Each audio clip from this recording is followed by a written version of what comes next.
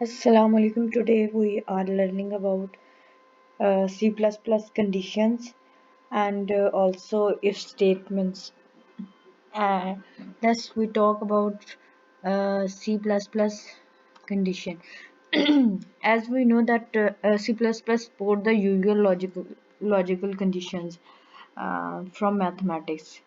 For example, we talk about logical operator. We talk about other operators. So here some examples for knowing uh, finding the finding the less value we use a less than b, we use this a less than b, okay, and less than or equal to, then we use this.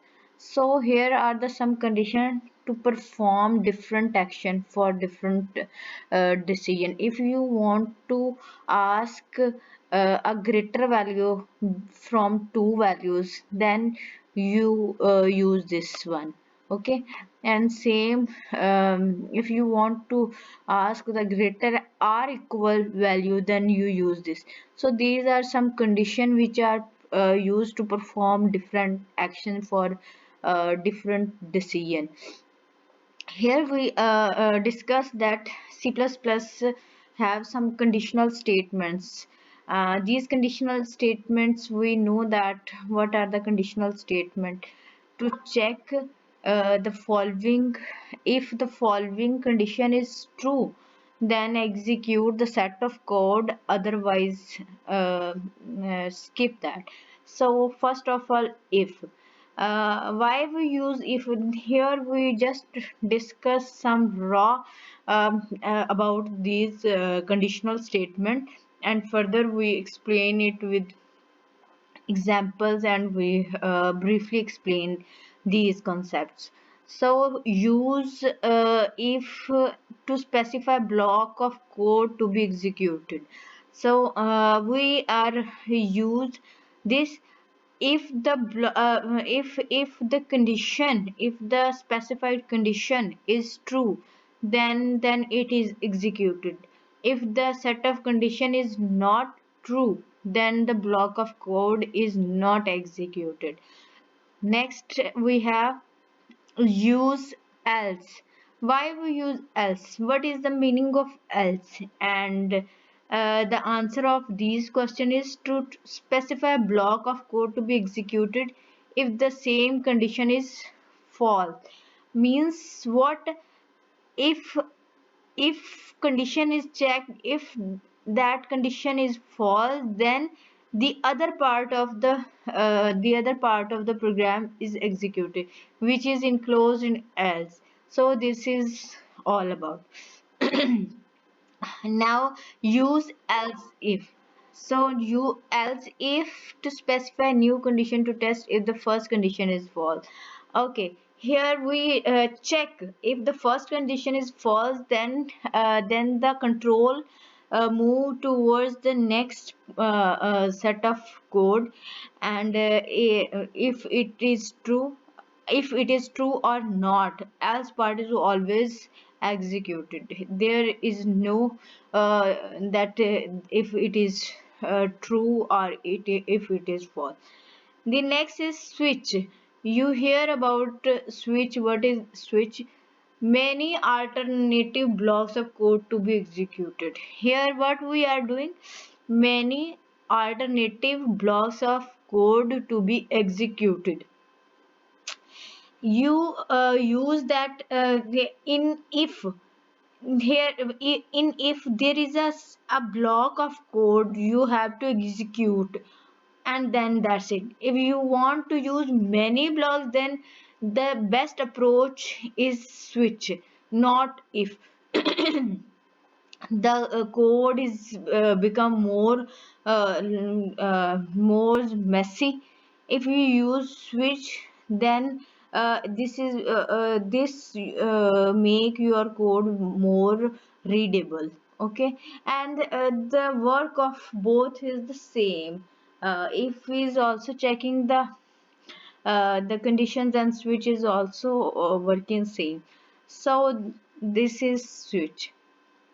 Now we are talking about one by one about all of these. First of all, we are talk about if, and here we write the general syntax of if. Here we write the general syntax of if. Look, if and then condition. What is the condition? Like if we are talking about, we are work it with the example, and then what is the condition? A is greater than b, a is less than or equal to b, a this, all these are the condition, are the set of some rules which are must be checked. If those conditions are true, then the control move to into the code, into the inner side of that condition. So we have an example, and we check it. First, same, we have to include the IOS header files and then using namespace, and that is our main function. We talk that every execution, everything which is executed related to is right into in the main function. Okay, in right into the main function. Now we have the if. If 20 is greater than 18, see, if 20 is greater, this is the logical operator, this is the logical operator, and we talk about that this is these logical operators are used to decision, are used to make a decision. These operations are performed to make a decision. If 20 is greater, so see, then what you have to print, then you have to print 20 is greater than 18. Here what you want to print is up to you. So if here we write that uh, 30, so tell me that 20 is greater than 30. No. Now what happened? Now there is no output, there is nothing. This is the simple and simplest logic, that if your condition is not true, then your control is out of this block, so there is no output. If your condition is your if your condition is true, then the control moved to the block, and what happened into the block, what is the operation are performing or whatever, that is performed and then move towards the next. So if your condition is not true, then the control is come out from the block. So 20 is greater than 18, this is the true condition, because 20 is greater than 18. So now what happened? The control moved to the inner side and watch what is going on. If there is some operation is performing, like something like you are performing mul, but if you are multiplying this, multiply mul equal to 4 multiplied by 4, and then so here you have to initialize mul, so int. Yeah, if you don't initialize it, this is a simple, you can use it int mul, so that it initialize. Okay, check. Here we write the semicolon, not comma. So this could happen. Then your control come to this. First it multiply the 4 multiply by 4 and store into mul, and next what is happening here next is that it print, because here is cout, it print this line. So you are thinking that what happened to mul? Mul, the operation is successfully performed, but we are not printing it. If we want to print it, then we write it this cout, cout. Okay, what going on here? See, what is going on? Okay, see out, see out mul. Here we are using an small, so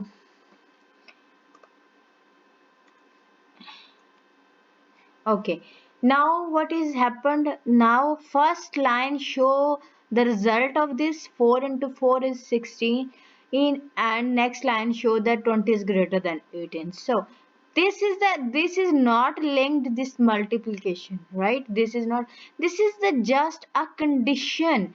You have to check this condition. If condition is true, then you move into the this. For example, in normal life we are talk about that some place where there is a age limit that above 18 or above 18 are, I can go to this place, and below 18 are not allowed for is then this is also a check. They check the name, and similarly that you are working in a organization and they required some degree. They want there is some condition that you have a degree of masters in computer science or something else. First they check their condition. If you are qualifying on that condition, then they further move toward your test, your interview and all the stuff. So there is first condition is checked, and then the other process is more. If we can write another if into this, if that condition is true, then it move to the next and so on. So this is all about the if structure. I hope you understand and you enjoying my videos, and keep watching my video and give me your suggestions into the comment section. Thank you so much.